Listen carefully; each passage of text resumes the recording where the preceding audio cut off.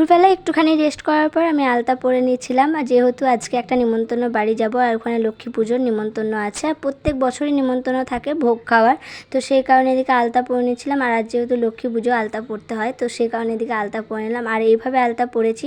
অনেকেই বলে যে এইভাবে আলতা পরতে নেই, আবার অনেকেই বলে এইভাবে পরলে কোনো অসুবিধা হয় না। তো যাই তো আলতা পরা হয়ে গেছিলো, এদিকে মাকে পরিয়ে দিচ্ছিলাম। আর সত্যি কথা বলতে গেলে আমি আমার মতো করে তো আলতা পরাতে পারছিলাম না। মা বললো যে ওইভাবে আমি আলতা পরবো না, কারণ এরকমভাবে তোরা পর, আমাকে ভালো লাগবে না। যাই হোক, মাকে এরকমভাবে সিম্পলভাবে আলতাটা পরিয়ে দিয়েছিলাম, কিন্তু নিজে যেহেতু যেরকমভাবে পরছিলাম আর অন্য কাউকে পরিয়ে দিয়েছিলাম, তখন না হাত কাঁপছিলো কীরকমভাবে। দেখো, শুধু আলতা পরেছিলাম, মনে হচ্ছিলো কী করছি পায়ের মধ্যে। যাই হোক, এরকম আলতা পরাতে গিয়ে গোটা মানে গায়ে পায়ে তো মেখেছি, আর নিজেও মেখেছি, আর মাকেও মাখিয়ে দিয়েছি। তো যাই হোক, এদিকে দেখো আমার আলতা পরানো কমপ্লিট হয়ে গেছিলো। মেয়ে যেহেতু তারপরে ঘুম থেকে উঠে পড়েছিল, আগে ওকে আপেল সেদ্ধ দিতাম বিকেলবেলায়, এখন যেহেতু জলখাবারে ওকে আপেল সেদ্ধ দিই, তাই বিকেলবেলায় চক্কস আর ওকে গরুর দুধ দিই। আর এই খাবারটা না ও খেতে বেশ পছন্দ করে, তো সেই কারণে এদিকে আমি কিন্তু এই খাবারটাই বিকেলবেলায় রোজই দিই।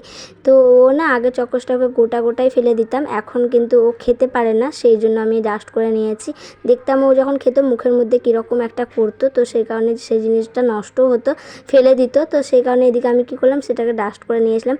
আর ওকে খাওয়ানোর পর আমি চলে গেছিলাম একদম মুখ হাত পা ধুতে। আর এই দেখো, ভালো করে মুখ হাত পা ধুয়ে নেওয়ার পর এই দেখো, তারপর চোখে পড়লো যে এই নিয়ে আমার মুখের মধ্যে এসে হাজির হয়ে গেছে। প্রত্যেকবারই দেখি পুজোর পরে বা পুজোর আগে কিছু না কিছু মুখে একটা বেরোবে, সেরকম কোনো কিছুই মাখি না, তাও কেন জানি একটু ঢং করে রেডি হয়ে নিলাম। আর এই যে আমি রেডি হয়ে নিয়েছি, মেয়েকে এবার রেডি করাবো, তার আগে আমি রেডি হয়ে নিলাম। আর একটা সুতির ছাপা শাড়ি পরে নিয়েছিলাম আর সিম্পলভাবে সেজে নিয়েছিলাম। আর ওকে রেডি করাই লাস্টে, কারণ ও মানে প্রথমে রেডি হলে এটা ওটা ঘাঁটবে, আবার জামা কাপড়টা নোংরা করবে, আবার হাত পা নোংরা করবে। ওর বদমাশিটা একবার শুধু দেখো, ও আমি ক্রিম লাগাচ্ছি বলে ও কিন্তু ক্রিমের ঢাকনাটা আমাকে খুলে দিতে বলছে, ও হাতে করে লাগিয়ে এবার আমাকে লাগাবে। আর ওকে কত রকমের কিছু দিয়ে ও কিন্তু সেটা বলছে না, ওই ক্রিমের ওটাই নেবে। আর আমাকে বারবার কিন্তু ওইটাই বলছে যে ক্রিমটা খুলে দিতে। তো রেডি হয়ে গেছিলো। আর আজকে কিন্তু আমরা বাড়ির সবাই মিলে যাব ভোগ খেতে। আর আমরা রেডি হয়ে গেছি, এদিকে বাড়ির সবাই রেডি হয়ে গেছে। আর ওকে দেখো, মানে ও কী দেখছিলো আমি ভেবে পাচ্ছিলাম। যখন ওকে মোবাইলটা দেখিয়েছি তখন কিন্তু ঠিক আমার দিকে একবার তাকাচ্ছে আর হাসছে। ওকে বলছে আমাকে ভালো লাগছে দেখতে, তো তখনই হাসছিলো। পাশের বাড়িতে লক্ষ্মী পুজো হচ্ছিলো, তো নিমন্ত্রণ করেছিল, তো যেখানে আমরা ভোগ খেতে যাব তার আগে আমরা প্রণাম করে এসেছিলাম, কারণ ওদের তখন পুজো হয়নি, পুরোহিত মশাই আসেনি। তো যাই হোক, অনেক দেরি হবে, আর এমনিতে লক্ষ্মী পুজো হতে একটু দেরি হয়। তো যাই হোক, এদিকে আমরা প্রণাম করে নিয়েছিলাম, আর খুব সুন্দর করে সাজিয়েছিল ঠাকুরটাকে। আর এই যে সবাই মিলে বেরিয়ে পড়েছিলাম, বাড়ির সবাই মিলে যাচ্ছি, প্রত্যেক বছরই যাই। তো সত্যি কি বলতে জানো, আমি কিন্তু এই লক্ষ্মী পুজোর এই নিমন্ত্রণটার জন্যই আশা করে থাকি। তার কারণ হচ্ছে যে আমার খিচুড়ি ভোগ খেতে খুবই ভালো লাগে। তো বলবে ঘরে করে খেলেই পারো, কিন্তু সত্যি কথা বলতে ঘরের থেকে ভোগের খিচুড়ির স্বাদই আলাদা। তারপর আমরা সবাই মিলে পৌঁছে গেছিলাম, আর আমরা কিন্তু একটু তাড়াতাড়ির মধ্যে মানে চলে এসেছিলাম, মনে হচ্ছিলো যে দেরি হয়ে গেছে। তো যাই হোক, এসে দেখি কেউ আসেনি, আমরা আগে এসে বসে আছি। তো এখানে রান্না বান্না হচ্ছিলো, আর এদিকে কিন্তু দেখছি যে পুরো ফাঁকা, কেউ আসেইনি। আর যেহেতু লক্ষ্মী পুজো সকালবেলায় হয়ে গেছিলো, একটু তাড়াতাড়ি পূর্ণিমা লেগে গেছিলো। আর এই দেখো, মা লক্ষ্মীকে প্রণাম করে নিয়েছিলাম, আর মেয়ে কিন্তু বসেছিল প্রণাম করার জন্যে। ওর প্রণামটা একবার তোমরা দেখতে পাবে যে কীরকমভাবে প্রণাম করছে।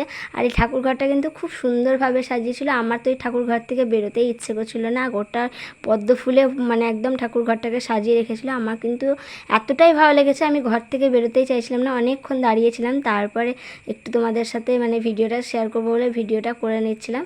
আর যে তোমরা একটু কমেন্ট করে জানিয়ে ঠাকুরঘরটা কেমন লাগলো। আমার কিন্তু দারুণ লেগেছে, আমি এই ঠাকুরঘর থেকে মনে হচ্ছিলো আর একটু থেকে যাই, বেরোবোই না, কারণ এত সুন্দর করে সাজিয়েছিল। তারপর আমি আর আমার ননদ বসে পড়েছিলাম। তো এটা আমার পিসি শাশুড়ির মেয়ে, তো আমরা চারজনে একসাথে বসেছিলাম, ভাগনা, দেওর আর আমার এই ননদ।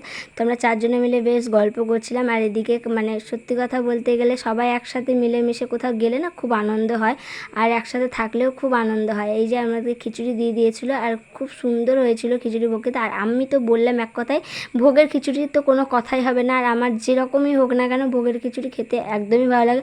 আর আমি খিচুড়ি খেতে এতটাই পছন্দ করি, যদি আমাকে রোজ খিচুড়ি দেওয়া হয় তো কোনো কথাই হবে না। তো যাই হোক, এদিকে খাওয়া দাওয়া কমপ্লিট করার পর আমরা মানে বেরিয়ে পড়েছিলাম বাড়ির উদ্দেশ্যে। তো চলো, আজকের মতো টাটা, দেখাবে নেক্সট কোনো ব্লগে।